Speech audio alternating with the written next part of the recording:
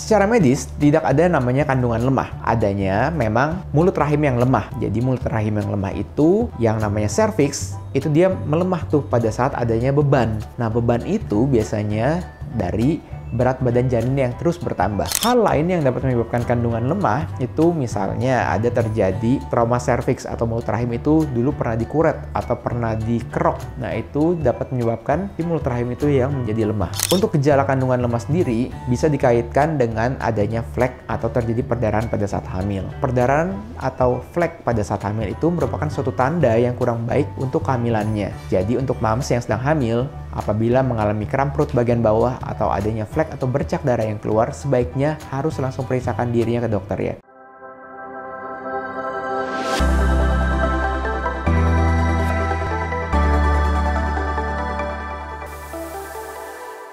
Hai, kembali lagi di channel Dr. Kevin. Gimana apa kabarnya semua? Semoga semua dalam keadaan yang sehat ya. Buat kalian yang lagi hamil, pasti bertanya-tanya, Dok, kok ada temanku yang dibilang kandungannya lemah? Terus ada lagi yang bilang, Dok, aku habis keguguran nih. Apa karena kandunganku lemah ya?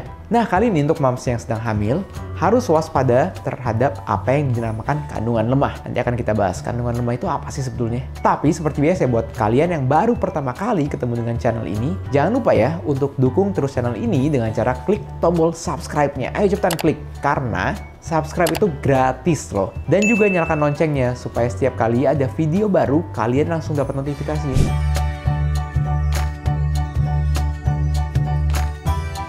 Secara medis, tidak ada namanya kandungan lemah. Adanya memang mulut rahim yang lemah. Jadi mulut rahim yang lemah itu, yang namanya serviks, itu dia melemah tuh pada saat adanya beban. Nah, beban itu biasanya dari berat badan janin yang terus bertambah. Jadi pada saat janinnya sudah di trimester kedua sudah mulai berat karena ada gaya gravitasi, lalu akan menekan nih si serviks atau mulut rahim itu sehingga mengalami pembukaan. Dan akhir-akhirnya bisa dampaknya meningkatkan resiko untuk kelahiran prematur.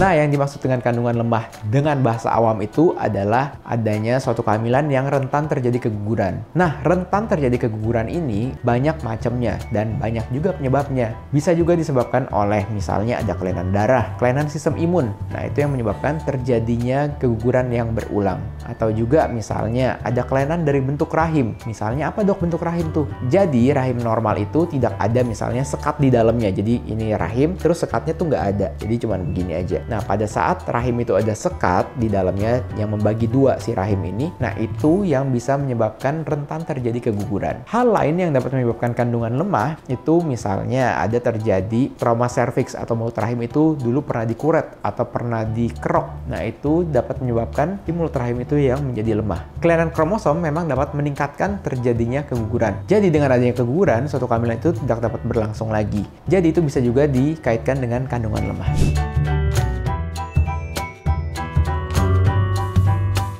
Ciri-ciri kandungan lemah itu bisa dilihat nih sebetulnya dari riwayat kehamilan sebelumnya. Apakah ada riwayat keguguran berulang atau tidak. Untuk gejala kandungan lemah sendiri bisa dikaitkan dengan adanya flek atau terjadi perdarahan pada saat hamil. Perdarahan atau flek pada saat hamil itu merupakan suatu tanda yang kurang baik untuk kehamilannya. Jadi untuk mams yang sedang hamil, apabila mengalami kram perut bagian bawah atau adanya flek atau bercak darah yang keluar, sebaiknya harus langsung periksakan dirinya ke dokter ya. Tujuannya adalah untuk diperiksa dan di USG, apakah kehamilannya ini dalam keadaan baik atau tidak, apakah ada faktor-faktor lain yang menyebabkan kandungan tersebut menjadi lemah.